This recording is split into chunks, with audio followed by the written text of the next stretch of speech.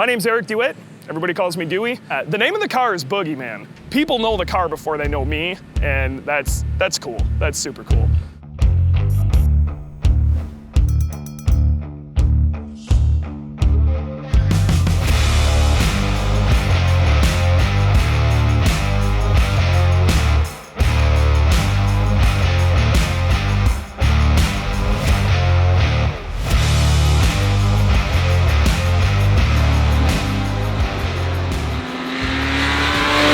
I was running street class with an 05 STi for a long time, and at the time, the car wasn't gonna be competitive. I already had a GC at my house, but it was a 4-door. I was gonna cage it, and I was gonna move up into street mod. That was the plan. And then Brandon Cocker, who is a guy who was running global time attack in the limited class, he was getting out of time attack at that point, and this chassis came up for sale in Canada for a song. I bought that chassis expecting it to build it. I was gonna build it over the year. And then I got a tumor in my head, and it kind of changed my perspective with life. The tumor's out, I'm deaf in this ear, no big deal. But it makes you like rethink things. So I'm like, I'm not waiting a year, we're doing this right now. And the second I could stand again, we were immediately digging into this thing.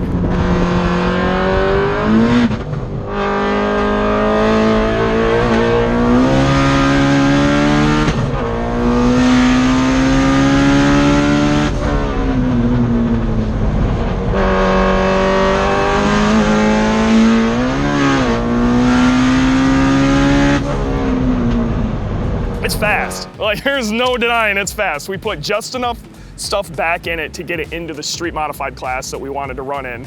And it's been a progression the last 4 years. Along the way, I ended up getting hooked up with IAG. I helped them work on their 2-liter program. This is running a 2-liter, not a 2.5. And we rev the living nuts out of it. So if anybody's gonna test the product, it's gonna be me. I gotta be real, I've yet to lose an engine due to it, which is really saying something for somebody like me.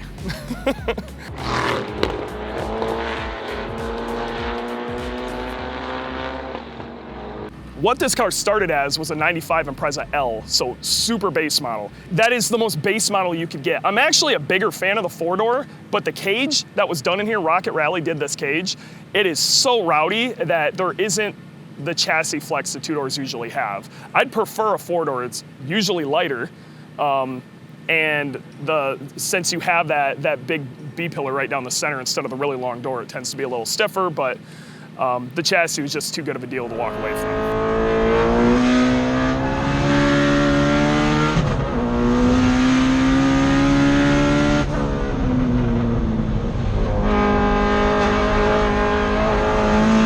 So the inside of Boogie's interior is pretty simple. I mean, it's still an H-pattern synchro transmission. It's something we have to have for class, though they did open up dog boxes, so maybe next year we're gonna do some trickery.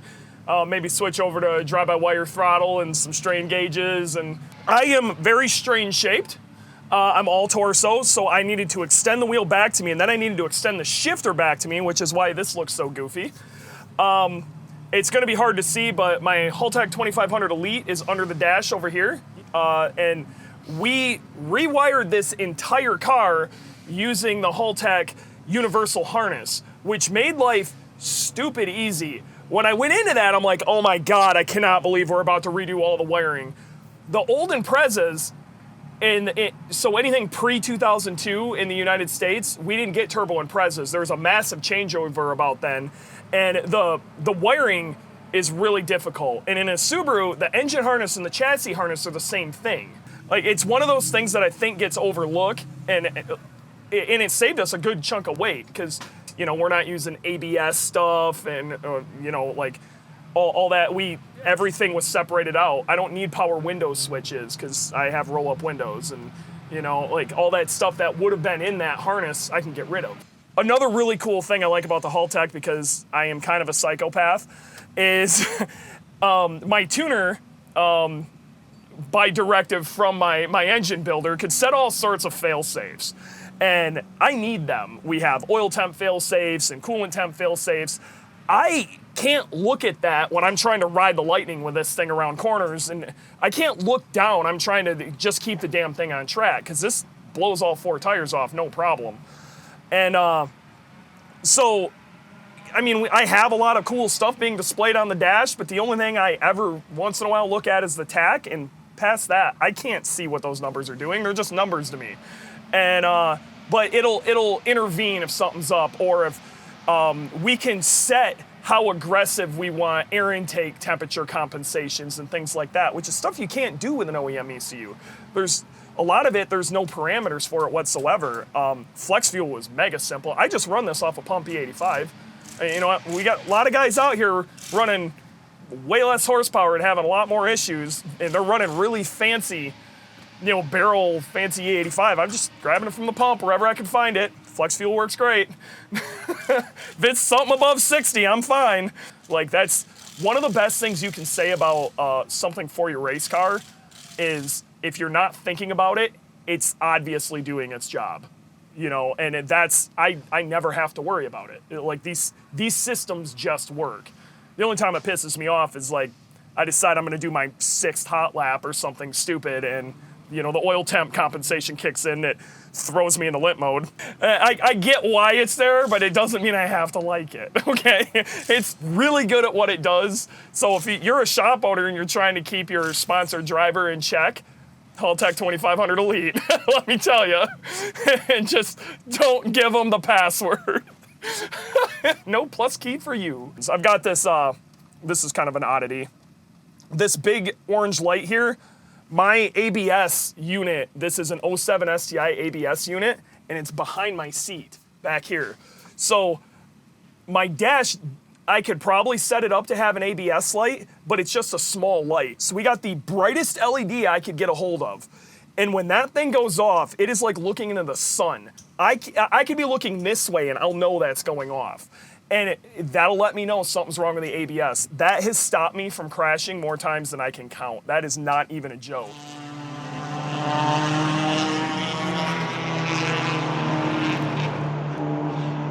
So, this engine's a little unique. One of the reasons we went with a 2-liter is the rod ratio.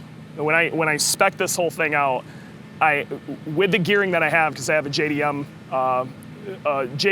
gearbox, so the gearing's a little shorter than the USDM one, I needed to rev it to 9,200 RPM for Gingerman specifically. I built this car to fly around Gingerman, and the math made sense. I had to run 9,200, and a 2.5 liter is not happy there with the rod ratio it's at. So I went with the 2-liter, like I said, entirely due to rod ratio, and to give it the oiling it needed, I went with a daily dry sump. And it's got a BorgWarner 8474 on it, so it's got a big old beefy boy that makes a whole lot of horsepower up top, and it's got IEG JE pistons. So IEG and JE work together.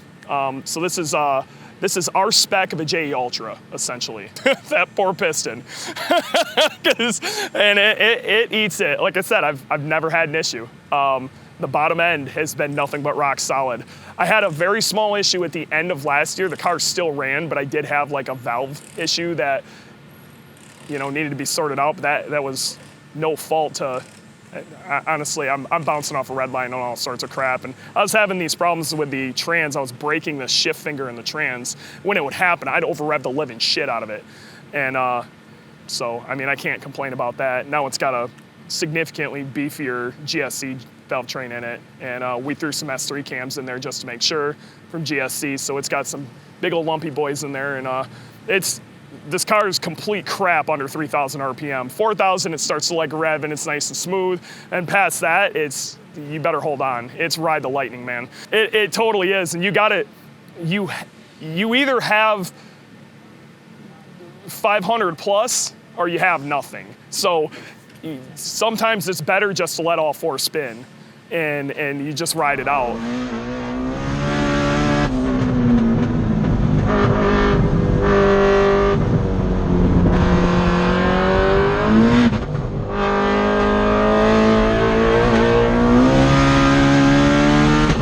Okay, I didn't name the car. It's Street Mod Boogeyman happened because I had been talking about in a Facebook chat with all the rest of the Street Mod guys, look, I'm building this car and it's gonna totally screw the class up.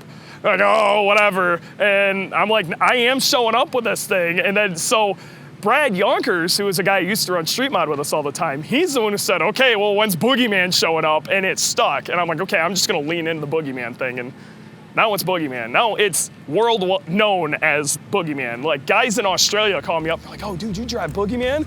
I'm like, yeah. Like, it's crazy. Like, the fan base of this car has been nuts. I've met, people know the car before they know me, and that's cool. That's super cool. Thanks for watching, guys. If you like this video, smash that like button. We put out a new video every week, and sometimes even two. So don't forget to subscribe to our channel for more awesome content.